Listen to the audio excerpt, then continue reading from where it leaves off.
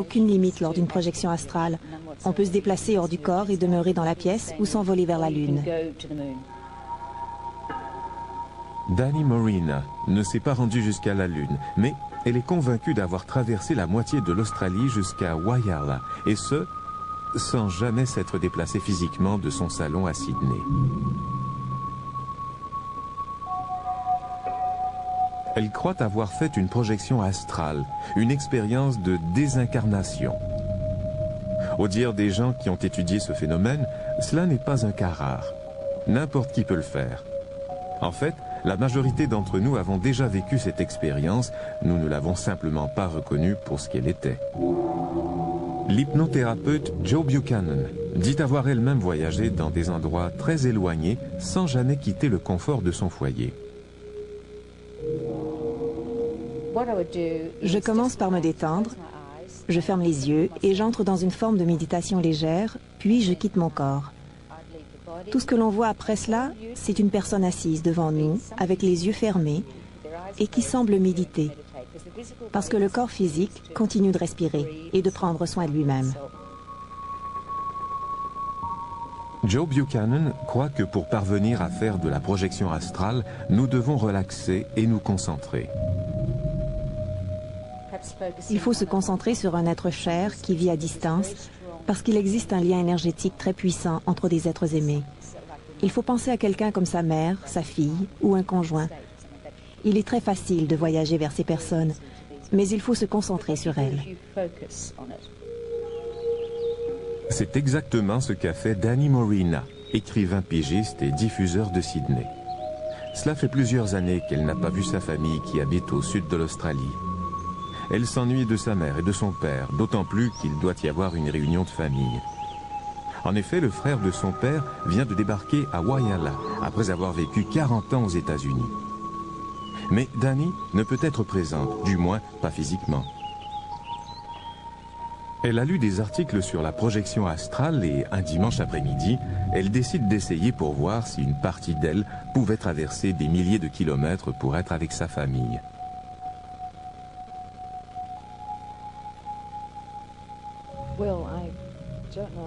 Je ne savais pas comment faire, mais ce jour-là, je me suis simplement assise dans un fauteuil et j'ai fermé les yeux. Je me souviens que mon désir et ma détermination étaient très intenses. Je voulais désespérément rendre visite à ma famille. J'ai fermé les yeux et j'ai imaginé la route à parcourir en voiture. C'est là que la projection a commencé. Ensuite, j'ai essayé de voler. Mais je n'allais nulle part. Soudainement, je suis devenue une boule d'argent à peine plus haute que moi. Je me souviens de ma surprise quand c'est arrivé, mais je ne voulais pas m'attarder là-dessus et rater l'expérience qui allait suivre. Je ne me souviens pas vraiment d'avoir traversé le pays. Je n'ai vu que la brousse et j'ai traversé Victoria, puis je suis arrivée au sud de l'Australie. Je ne voyais pas le paysage, je suis simplement apparue devant la porte de la maison de mes parents. Alors qu'elle flotte vers la maison, à moins de 30 cm au-dessus du sol, Dani se souvient avoir remarqué la présence d'une voiture bleue stationnée dans l'entrée. Elle ne sait pas combien de temps son voyage entre Sydney et Whyalla a pu prendre. Elle ne se souvient d'aucun point de repère pendant le trajet. Tout ce qu'elle sait, c'est que son désir ardent d'être à la maison semble s'être réalisé. Je flottais à 30 cm au-dessus du sol. Je glissais jusqu'à la maison. J'ai remarqué la corde à linge. Il y avait 2 grandes nappes carrées étendues dessus. Je suis entrée par la porte arrière et j'ai vu ma mère qui roulait des pâtisseries ou quelque chose du genre. Mais je suis certaine que c'était de la pâte. Je ne sais pas si elle faisait des gnocchis ou des chaussons. Mon père était assis à la table, là où il a l'habitude de s'asseoir, et son frère était à côté de lui. Mon père portait une salopette verte et mon oncle en avait une bleue. J'ai également remarqué les vêtements que portait ma mère. Dani ne se souvient pas avoir entendu quoi que ce soit, pas la moindre bribe de conversation. Rien ne semble indiquer non plus que sa famille ait été consciente de sa présence dans la maison. Mais elle voit clairement certaines choses qui la troublent, ainsi que certains petits changements, particulièrement dans son ancienne chambre à coucher. J'ai remarqué des rideaux ou des draps avec un motif floral qui n'avait jamais été là auparavant. Le savon dans la salle de bain était très inhabituel. Je me suis déplacée jusqu'au couloir près du salon. J'ai regardé dehors et j'ai vu ce qui se passait dans la cour chez le voisin et l'activité dans la rue. La dernière chose dont Danny se rappelle, c'est l'activité dans la cour du voisin. 3 enfants qui jouent dans le jardin. Brusquement, j'étais de retour dans mon corps et je me suis dit que c'était extraordinaire. Je me suis précipitée sur le téléphone pour appeler ma mère. Je lui ai directement demandé « Maman, parle-moi de la voiture bleue stationnée dans ton entrée ». Elle m'a dit « C'était celle des invités, ils sont partis ». Je lui ai demandé de me parler des 3 enfants sur le gazon des voisins. Elle m'a dit que c'était les petits-enfants qui rendaient visite aux grands-parents. Je ne savais pas qu'ils avaient des petits-enfants, parce que j'étais partie depuis plusieurs années. Puis, je l'ai questionnée sur la barre de savon rose dans la salle de bain, et elle a dit « Oh, c'est oncle Benny qui l'a apporté ce matin ». Je lui ai dit « De quoi parles-tu? Tu as fait un rêve ?» Et elle m'a dit « Non, j'ai seulement vécu une expérience. » Contente-toi de répondre à ma question. Je veux savoir si ce que j'ai vu est vrai. Mais pour Anna, la mère de Danny, cet appel qu'elle a reçu chez elle à Whyalla est sur le point de devenir encore plus étrange. Danny commence à décrire son ancienne chambre à coucher dans laquelle elle n'a pas remis les pieds depuis plus de 2 ans. La pièce au motif floral. Il semblerait que je me sois trompée sur un point.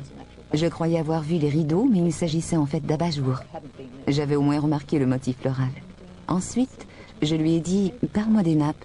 Tu as 2 nappes carrées avec des motifs accrochés sur la corde à linge. » Elle a dit « Oh, je viens les acheter. » Elle lave toujours tout ce qu'elle vient d'acheter avant de l'utiliser. Ensuite, je lui ai dit « Papa est assis là et il porte une salopette verte et Benny a une salopette bleue. » Elle a dit « Non, ton père porte une chemise verte. Ce n'est pas une salopette. » J'ai deviné la couleur, mais je me suis trompée quant aux vêtements. Mais oncle Benny portait effectivement sa salopette bleue. Et évidemment, il y a le fait que Danny soit persuadée que sa mère roulait des pâtisseries, qu'elle préparait quelque chose, soit des gnocchis ou des chaussons. En effet, je préparais les gnocchis. Tu m'as interrompu en pleine préparation du dîner. Tu sais à quel point les hommes sont affamés? Je trouvais ça incroyable. Comment pouvait-elle voir toutes ces choses?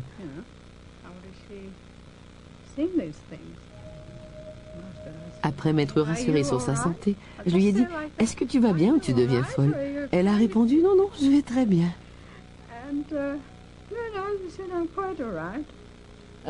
Quand j'ai raccroché, je me suis demandé comment j'avais fait ça. C'était fantastique. Selon l'hypnothérapeute Joe Buchanan, les expériences comme celle qu'a vécue Danny ne sont pas rares. La projection astrale n'est pas un phénomène récent. Elle remonte à l'Égypte des temps anciens. Aujourd'hui, des milliers de gens ordinaires affirment avoir effectué le même genre de voyage que Danny. Si on se laisse obséder par l'idée de le faire, ça finit par nous faire perdre la tête. Il vaut mieux se détendre au maximum.